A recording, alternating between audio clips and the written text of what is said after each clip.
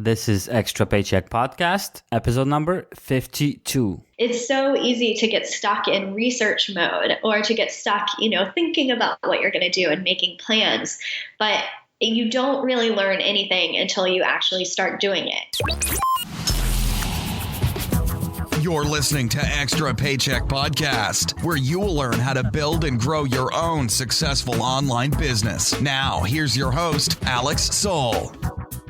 Welcome to yet another episode of Extra Paycheck Podcast. This is episode number 52, and this week's special guest is Roeder.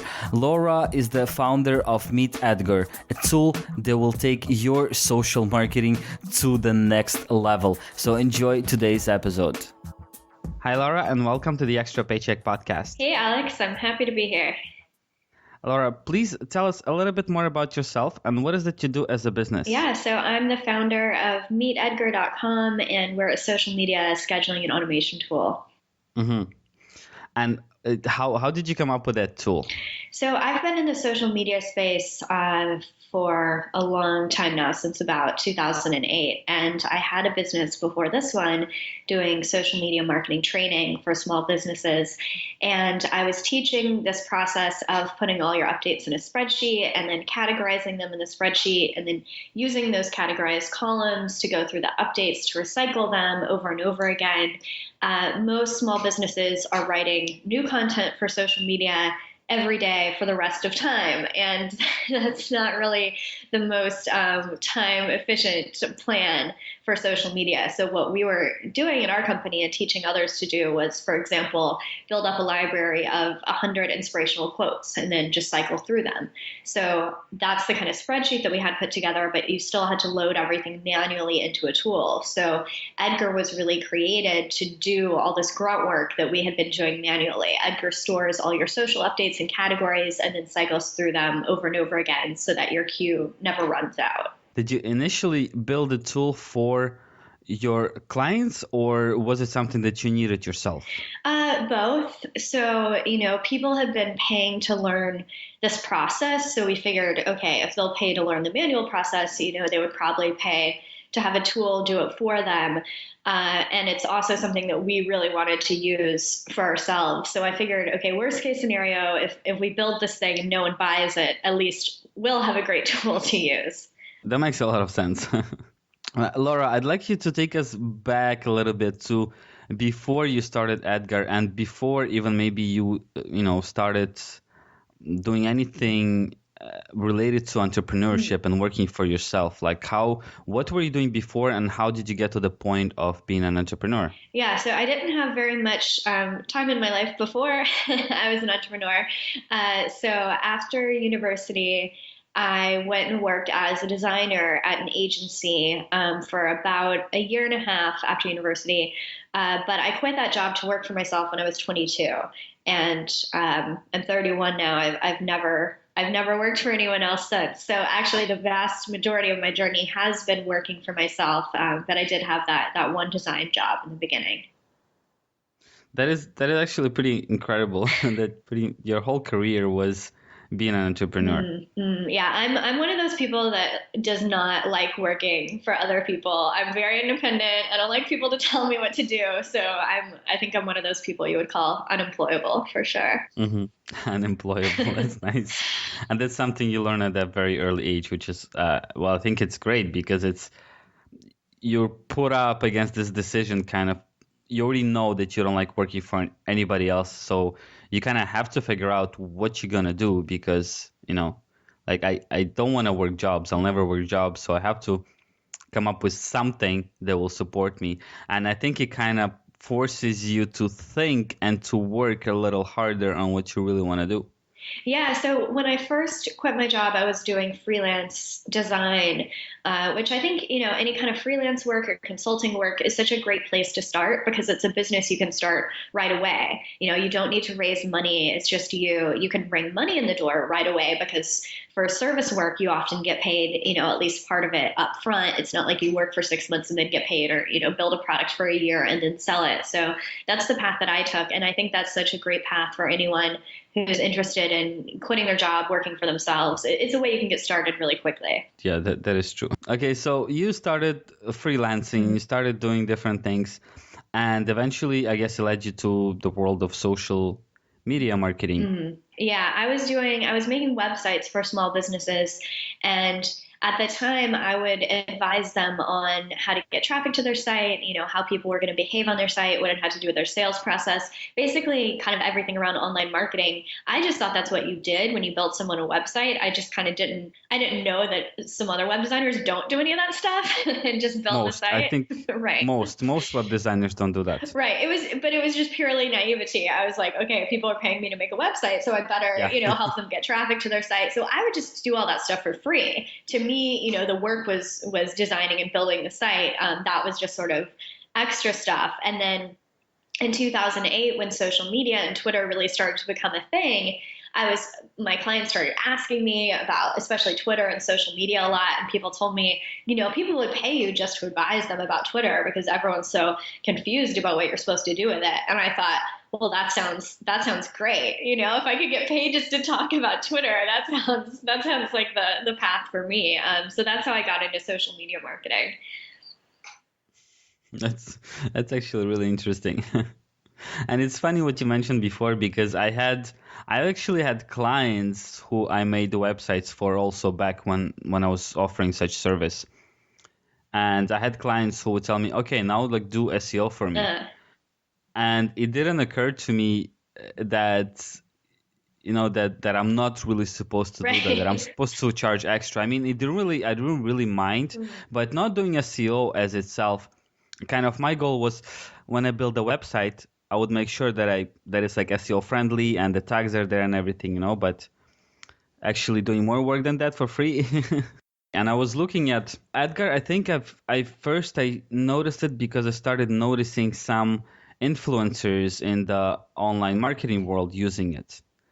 Because I think on Facebook, it says when you create a post, it says Edgar, right? On your personal profile, it does, not on a Facebook page. But yes, if you're posting from a personal profile on Facebook, it'll show Edgar. Yeah, because I started seeing those and I was like, oh, what is this? What is this Edgar thing? So I started clicking around and eventually I found out, I was like, wow, that's a really, really good software. And, as kind of I've heard of it, I started seeing it more and more. I guess maybe I just started paying attention and I was like, wow, there's a lot of people using that. It must be really helpful. Yeah, Edgar is really valuable for people who've created a lot of content. Because one of the biggest problems that we solve is that if you're someone who's been, blogging, podcasting, whatever for years, you have this huge library of back content that's really valuable and you want to show people, but there's no easy way to do that with other tools. You just have to keep a list and keep loading it up over and over, where with Edgar, you can just do, RSS import or import a spreadsheet of all your old blog posts, and then Edgar just automatically takes care of sending them out. So, people like ProBlogger or Michael Hyatt or Stu McLaren, a lot of influential bloggers are big, or Pat Flynn are big fans of Edgar because it really keeps traffic coming to their entire back catalog. Mm-hmm. Yeah, all right, Laura. So I have a good question for you here. So I've got Edgar, and I'm ready to do this. I'm ready to schedule a whole bunch of social posts that would bring people to my sites, to my courses, to whatever I want to bring people to.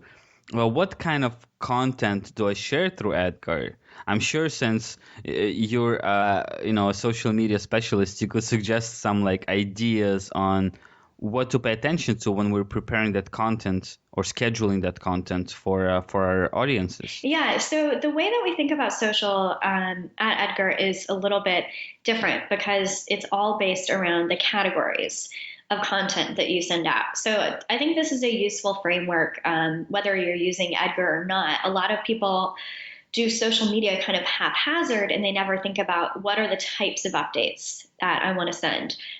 So when you first load up Edgar, we have some default categories. You can, change those or eliminate them or whatever, but most people find them pretty useful. So the types of updates are inspirational/funny. We do a lot of inspirational. If your business, if that doesn't really align with you, maybe you're doing more funny content. You have your own blog posts. You have other people's blog posts. You have straight up promotion. You have questions for engagement, which is a huge one that a lot of people forget about. Social media is meant to be interactive, and a great way to get that to happen is to ask people questions. The questions can be as simple as like Mac or PC, and actually you will get engagement 100% of the time. If you post Mac or PC, people will always answer that. And then another really great category is tips or words of wisdom or advice, where you're kind of sharing, your knowledge around whatever it is in your business. So those, I know that was like kind of a big answer, but those categories are a great place to start in thinking about the types of content you want to share on social. Mm-hmm. Well, yeah, I guess it really depends on, every particular business.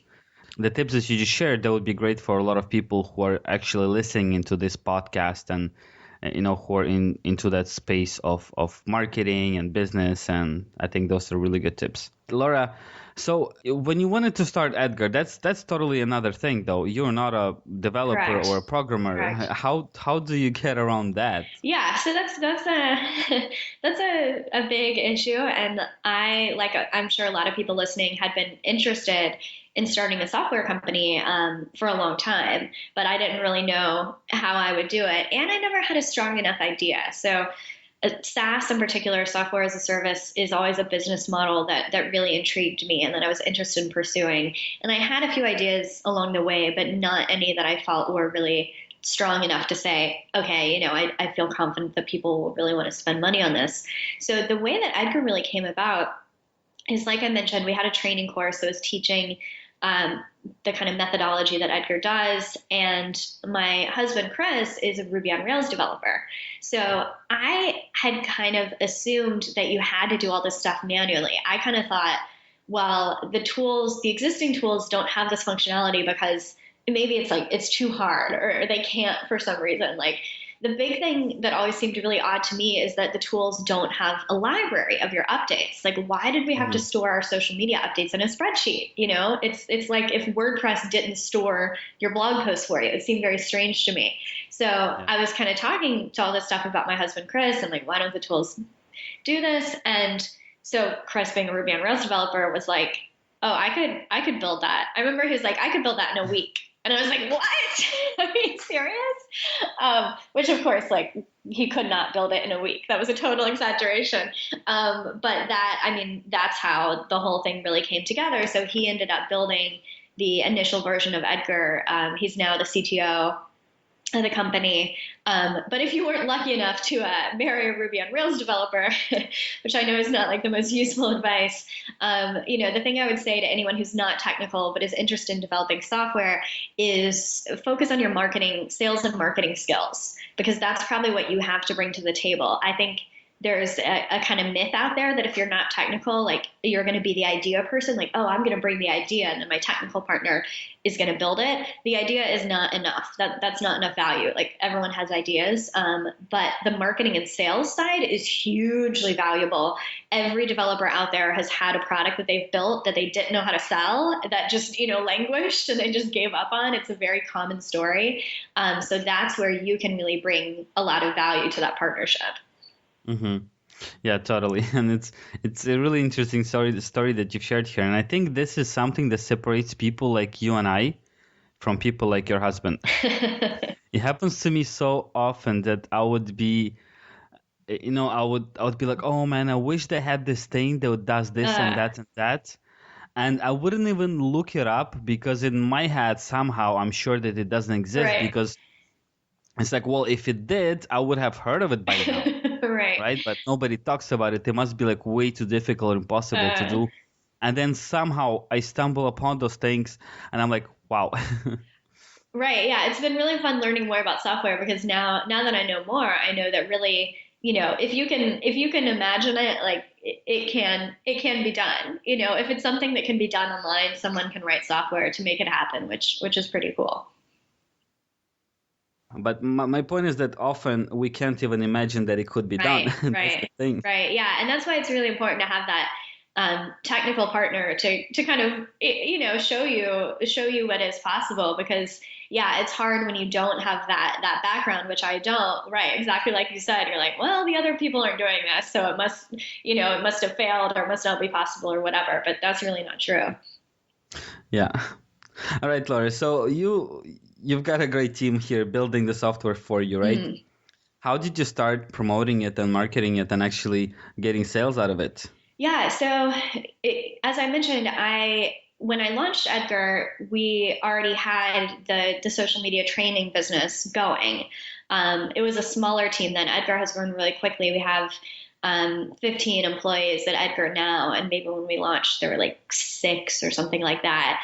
But we did have that existing social media business. So obviously we leveraged that because we already had a list of small business owners interested in social media. So that's where we started with selling Edgar, was selling it to that group, because I'd already spent 5 years building up a list and an audience in that space. Yeah, that makes a lot of sense. It's a very smart decision. And congratulations, by the way, on hiring 15 people. That's really awesome. Yeah. I mean, I'm excited about this year. I think we'll grow even more. And this is the largest company I've ever run, so it seems enormous to me to have 15 people. Yeah, I could only imagine. But that's honestly, I'm a bit surprised too, because I didn't expect to hear that from you. I thought maybe you were like 4 people, 4 people, but 15 is a serious team actually. Yeah, I mean, at this point we have our CTO and 3 developers. We have a marketing team. We have a customer service team. You have to have QA, operations, and then as you grow, there's more HR type of stuff that needs to be done. Like I was just reading an email this morning that had we're using like a new tool and a new system for submitting our expense reports because everyone works from home, and we reimburse for if you go to a co-working space or a coffee shop or whatever, we'll pay for your lunch or your coffee. So we have a lot of little expenses that need to be reimbursed. And just reading this email from my company about our expense process, I'm like, whoa, that sounds weird. Like, how do I have a company that has a process for reimbursing expenses? That sounds way too real. I'm really happy you shared this, and I hope people who are just thinking of starting a business, who are listening to this specific episode of Extra Paycheck Podcast, realize that it's we're not like this big, huge gurus with hundreds of years of experience. Yeah. A lot of us are really beginners to the business, and it's like Laura just mentioned. It's when you realize that you're actually running a company and hiring employees and paying out expenses. It's like, am I really that person? Is that really happening to me? So it's not it's not something that you kind of have to be born with or handed to. It just, you work towards it and it just happens to you. Yeah, I mean, I think that's such a great thing to talk about, because even still, you have this, I think we all have this impression that at other companies, people really have it together. Like everyone else kind of knows what they're doing in this way that I don't. And, now I'm lucky enough to be friends with people who run some really successful big name startups. And I look at what they're doing and I'm like, oh, they don't know what they're doing either. Like no one has any idea what they're doing. We're all just winging it, and that's fine. Yeah, totally. And I've had, too bad I'm forgetting who told me that advice, but they said something along the lines that you should just take it step by step and look at the next 20 feet in front of you and not to the final goal, because you'll never get there. I totally agree with that. It gets really overwhelming. I mean, even thinking, so the odds are pretty good that we'll be at 20 employees, at least by the end of this year. But if I think about a company with 20 people, I mean, it's funny because, right, we're already at 15. So it's not that big of a jump, but that sounds a little intimidating to me still. Like, oh, how are we going to manage that many people? It's so many people to keep track of. So you can get sort of caught in your head thinking too far ahead if you try to think of this huge goal. Instead, it's like, okay, we're going to hire one more, or what's the next problem? Like, okay, we have this problem with, reimbursing people for expenses. It's getting sort of complicated. So let's just solve that one problem and figure out a solution to that instead of what are all the HR problems we're going to have in the future. Yeah, totally. That's great advice. And I think that, as you just mentioned, also, if you look way too far ahead, you're just gonna sabotage your thing, and you're gonna mess up your company, because you'll just, a lot of people would give up, because when you start thinking about how complicated it seems what you'll be doing in, like, let's say 5 years from now, you're like, oh wow, that's way too complex. I'm really not sure I will be able to do that. So just keep it at this level, or maybe even shut it down altogether because it's getting out of hand. Well, and you have to remember, as you grow, you add on more and more expertise. I mean, again, this example of the expense reports, I mean, I didn't figure that out. There's a woman named Sarah who works with me, and she figured that out. So I think it often feels overwhelming in your head because you're like, oh, how am I gonna manage all this? How am I gonna figure this out? But as you grow, I mean, that's the whole idea of you growing. You add on all these talented people that are all managing their own domains. So it's not more work for you, it's less work for you, and it's fun because you get to work with these really amazing people. Yeah, that is totally true. And it's the same way goes to even people who are working, how should I put it, people who don't need a team of employees, but who end up hiring like an assistant or outsourcing certain tasks. It just gives you so much more free time and so much expertise coming from elsewhere that it helps you day by day. You learn more, you become more productive. Yeah, absolutely. All right, Laura. So let's get back to actual Edgar software, and I'd like you to tell us a little bit more about it. What it costs. Maybe give us some ideas on who exactly can use it, and something more about Edgar. Yeah. So as I kind of referenced earlier, I mean, the biggest kind of home run for Edgar is when you have a lot of content that you have spent a lot of work creating that you aren't sending out regularly on social media. So what happens to most blog posts is, and I know everyone listening can identify with this, you spend a lot of time writing a blog post, you publish it, that first day it gets a lot of traffic. And, I hope you send it out on social media at least on that first day. Maybe if you're more organized, you send it out a few times on social that first week. Most people after that literally never link to it again. That is all the exposure it ever gets. So if you look at most people's traffic and analytics for a single blog post, you see, the big peak in the beginning, it gets a bit of traffic for this first week, and then it's the long tail after that, right? You get like a little trickle of search traffic. And that's it. And if you look at posts that are in Edgar, which means, you've loaded them into Edgar once, and then he handles sending them out over and over again, which is obviously what we do at our own company. We use Edgar for our blog. The traffic patterns look totally different because you get these regular spikes. You get the initial big burst of traffic, and then like spike. And that's just because Edgar's sending out the post automatically. And actually, we were just looking at this for one of our own posts, and I just randomly came across a blog post that actually had the biggest spike in traffic like 3 months after it was published. And that was total happenstance. Like, I guess an influencer picked it up and shared it, and it got shared a lot. We didn't do anything to make that happen. It was just sort of serendipity, engineered by Edgar. And we've seen huge growth in our own blog. It's the beginning of the year, so I was just reviewing these numbers. In 2015, our blog went from 3,000 page views a month to 15,000 page views a month. And Edgar's a huge part of why that happened, because all of our posts that we've written all year are getting these regular opportunities on autopilot to be shared over and over again. So, you can use Edgar for all of your content. We do, and most of our customers do, but I think the blog is kind of the easiest use case to understand for why this is so valuable. Yeah, well, this is actually really good ideas, and the examples and the numbers you just shared, it sounds pretty crazy. And what I do sometimes, I know that not what I do, but what happens to me sometimes is that I would see like a spike in an old blog post. And it's really, really rare. I mean, it happened maybe like twice. And I was curious, what happened? Why all of a sudden people go to this like 5 months old blog post?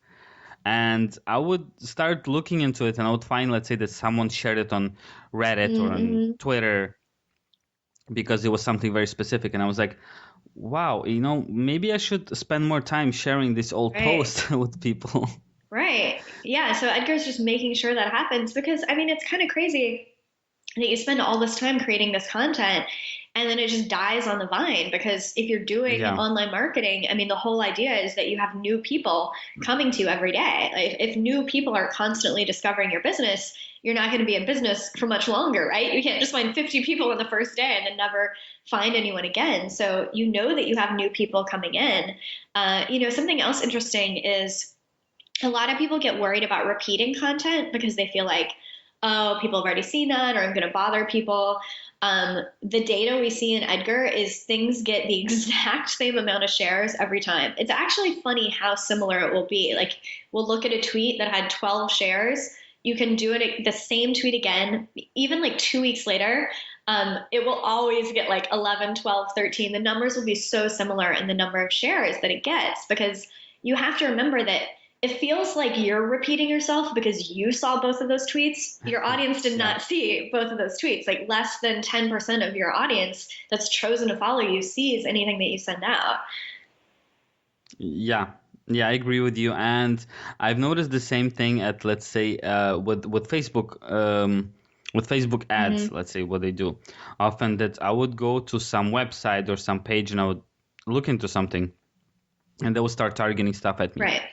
And I would see this ad, which, on Facebook ads, often they don't look like ads. It looks like a real blog post or something. So I look into a blog post saying, let's say, 20 best social media techniques in 2016.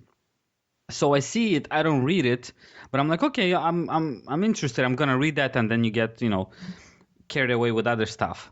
Then, like a month later, I see the same thing, and I click on it. Right. So maybe it's repeating for someone, but for me also as a reader, I'm like, well, I never got a chance. Yeah, I've seen it that you posted it on your Twitter twice already in the past 3 months. Well, I don't remember how often it was posted. I just remember, yeah, I've seen it more than once, but I never got a chance to read it. And finally, you're sharing it again. And I'm like, yes, I've been looking for this post because I remembered that I saw it and I wanted to read it and then I couldn't find it. And now finally it's in front of me again. So I will click on it and I will read it and I will share it and, retweet it or whatever. So yeah, as you mentioned, feeling of being repetitive, it's just for that person who created the content. But if it's good content, others will appreciate it, regardless how many times you repeat it. Unless, of course, you post the same blog post 300 Right. days in a row.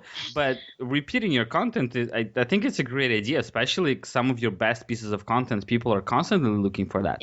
Exactly. And, it's funny that when you think about it, that people have this concern about repeating, because I mean, all the internet is a bunch of repeated content. I mean, if you look at kind of browsing the web in an average day, maybe you're going to Twitter and Facebook and Hacker News and Reddit and whatever. The way that you decide what to click on is seeing something over and over. Like, that's how it works. You're like, okay, I saw like 3 of my friends posted this. I guess I am going to check it out, because obviously a lot of people think it's good. You don't get offended that you saw the same thing in more than one place. The same thing applies to even news. No, I don't really care for news much because I have my own thing that I'm doing and I don't have time for news and I don't really care what's going on unless it's major. But that's the thing though, if it is something super important that just happened somewhere around the world, a lot of people will start talking about it and tweeting about it. So as you just mentioned, you keep seeing it. So you're like, well, it must really be important this time. So, I'll Google it and I see what's going on. So yeah, that's a great thing. Okay, Laura, I wanted to ask you more questions about, I guess, back to yourself and how you've been growing as an entrepreneur. So what would you say was the hardest thing, or maybe like a really hard moment? It doesn't necessarily need to be during your Edgar career, but through your whole entrepreneurship. Have you had a moment when you thought, well, maybe after all, it's not for me and I should just get a job? Okay, here's what's funny about me. The answer is truly no. Like, I have never wanted to get a job. I really haven't, because I really value the freedom, and I'm also outrageously optimistic. So it's always kind of funny for me because I do interviews like this, and people are always like, what was the worst time? Like, when did you just want to quit? And you thought it was all over. And I am such a person who I'm like, everything is a learning experience. And I truly, truly view it that way, that I never feel like, oh, it's all over, it's all ruined, because I just have the point of view that everything is an experiment, right? And certainly some experiments work out better than others, but it doesn't feel like this massive failure. It feels like, okay, we tried that, we saw what happened, and now we're doing something else, Wow, that honestly, I think it takes a very special person. I think you're a it's really rare to meet someone like you. Well, I'll tell you about like a bad time we had with Edgar not too long ago. So a few months ago, Facebook went down. And everyone was like, oh my God, Facebook's down. It was down for, I think, maybe an hour or two. And so, a lot of people saw that from the consumer side. What a lot of people don't know is that if you are an app that's in the Facebook ecosystem, like Edgar is, there were problems with the backend and the API as well. So when Facebook went down, we actually got revoked from Facebook. Basically, Edgar got disconnected from Facebook.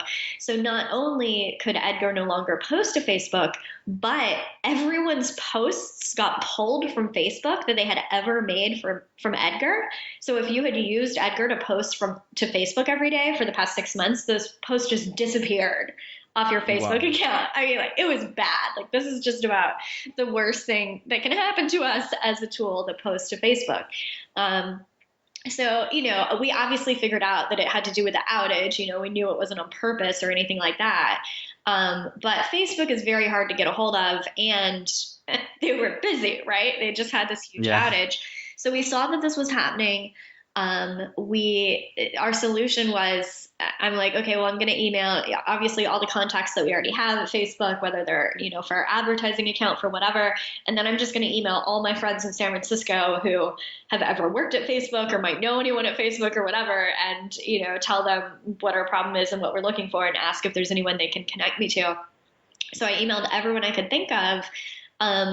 But after that, there was really nothing we could do. And I remember my husband and I were traveling at the time, and there was like a family dinner to go to that night. And so we're like, well, I guess we'll just go to the dinner, because, like what else are we going to do? Obviously, we talked to our customer service team, and, they sent out a message to our customers and let everyone know what was going on. But there's there was nothing to panic about, because it was out of our hands.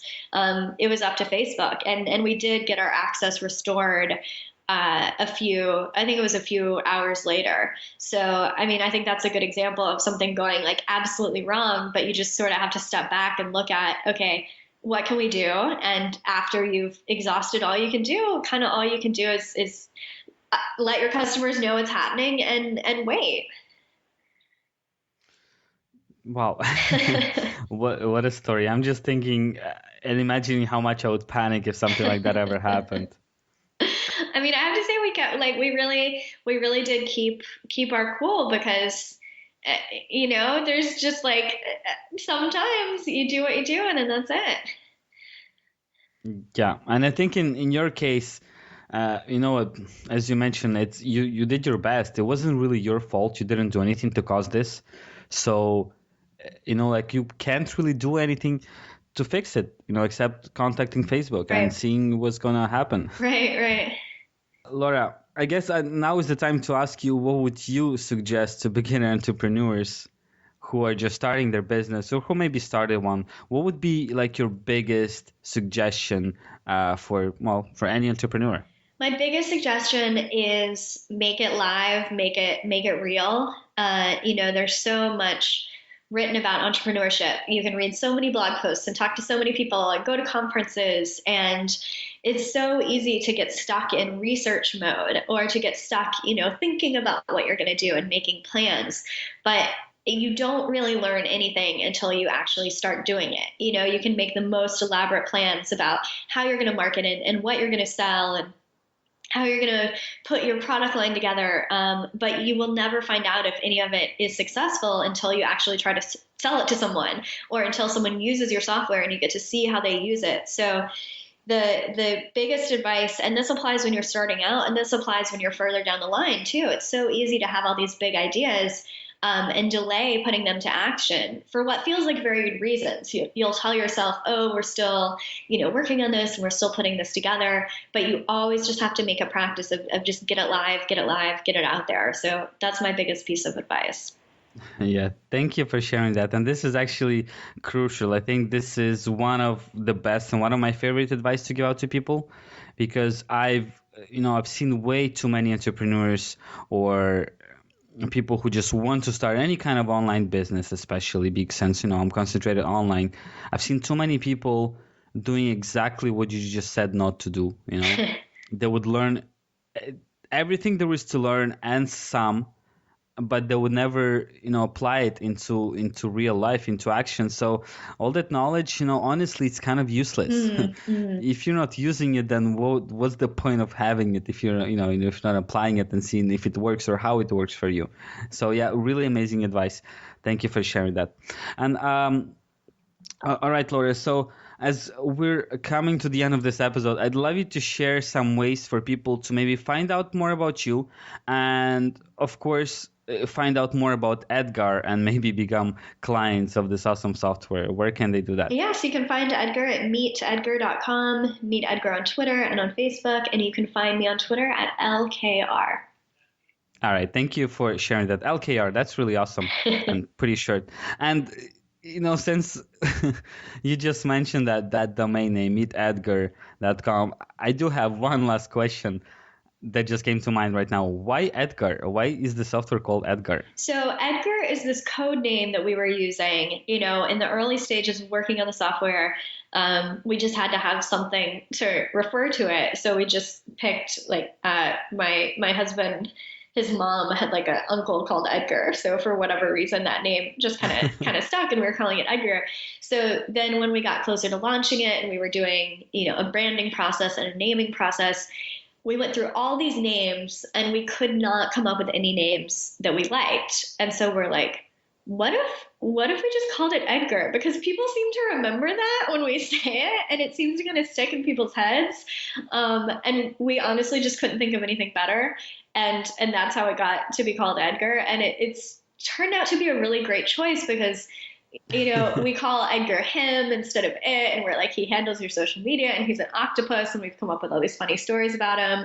And it's become this really fun thing in our marketing. And it's so funny to me when you read reviews about Edgar, everyone latches onto it. People always say he. People always, like, when you Google our reviews, people are like, I met this new guy to help me with my social media. His name is Edgar.